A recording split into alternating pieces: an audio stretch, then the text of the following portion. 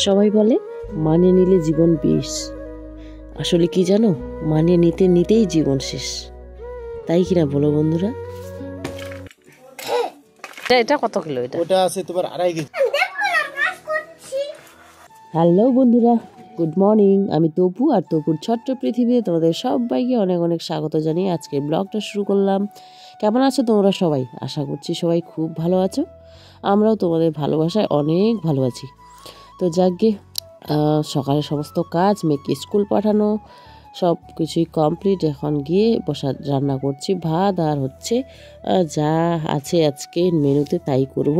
বাড়িতে যা আছে আর কি, এই যে ফুলকপি আছে এটাই করব তরকারি, আলু দিয়ে, আর হচ্ছে শিম ভাজা, সাথে হচ্ছে পাঁপড়।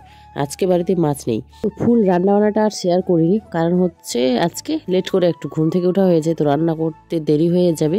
ভিডিও করলে জানোই তো লেট হয়ে যায়, তাই না? 1 ঘন্টার কাজটা 1.5 ঘন্টায় লেগে যায়। তো কি বলে, আজকে উঠেছি একটু লেট করে, কারণ হচ্ছে বড়মশাইয়ের ছুটি ছিল।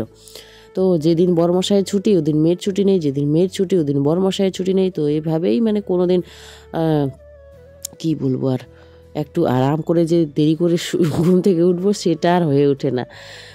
তো তার জন্যই মানিয়ে নিলে জীবন শেষ বন্ধুরা।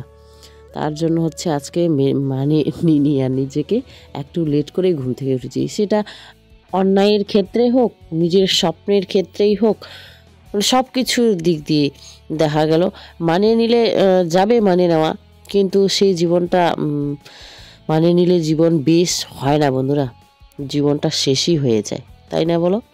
যেমন এই যে সংসার এইভাবে চলছে, চলুক, এইভাবে মানিয়ে নিলাম, চলবে জানি, কিন্তু মনের ভিতর কিছু একটা থেকেই যাবে।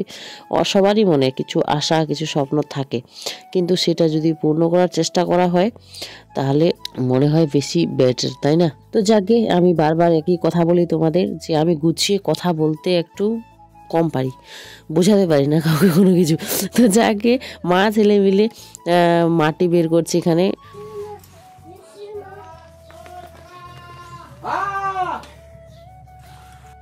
মাছ দেখে তো কি মাছ আছে, দেখো না মাছ করছি, বুঝতে পারে না কি মাছ দেখবো, বুঝতে পারে না বড় বল।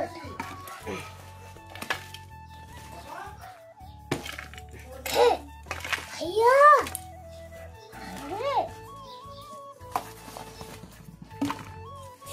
নষ্ট করিস না মাটিটা।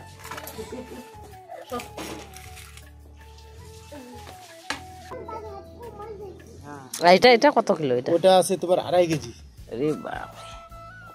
তো নিলাম আজকে হচ্ছে ষাটি মাছ বন্ধুরা, আর আয়ার মাছটা অনেক বড় ছিল। একটু ছোটোগুলো সত্যি কথা বলতে টেস্টই লাগে না আমার না, সবারই মুখে তাই শুনি, ছোটোগুলো টেস্ট কম লাগে, খেতে ভালো লাগে না। তো বড়টা নিলে অনেকটা নিতে লাগতো যদি কাটতো, তার জন্য হচ্ছে নিলাম না।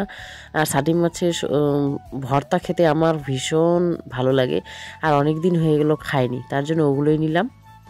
তো অনেক লেট হয়ে গেছে, এখন পুজো সারলাম, স্নান সারলাম, এই যে আবার কাপড় কাচলাম, এগুলো মেলে আসি, এই যে ছেলেকে পরিষ্কার করে দিলাম, ওকে স্নান করালাম না, অনেক লেট হয়ে গেছে তার জন্য।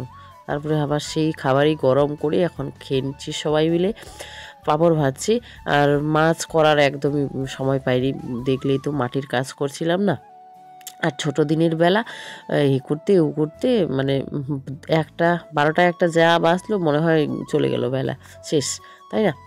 তো একেবারে দেখো বন্ধুরা, সন্ধ্যাবেলা ফিরে এলাম, এখন করছি সয়াবিন আলু দিয়ে ঝোল, আর হচ্ছে ওইদিকে বরমশাই উনুনে ভাতে জাল দিচ্ছে, আর করবো এই যে দেখো ষাটি মাছের ভর্তা। খুবই ভালো লাগে খেতে, আমার এত ভালো লাগে, এবার কি বলবো, আর লঙ্কা দিয়ে বেশি বেশি করে ঝাল ঝাল খেতে খুবই ভালো লাগে। তো যাকে ভাত হয়ে গেছে, তরকারি হয়ে গেছে, সব কিছু হয়ে গেছে, বিভু এখন খাচ্ছে ভাত, আমরাও খাওয়া দাওয়া করে নিব। ব্লগটা এখানে এন্ড করলাম। সবাই ভালো থেকো, সুস্থ থেকো, আর তপুর ছোট্ট পৃথিবীর সাথে থেকো। বাই।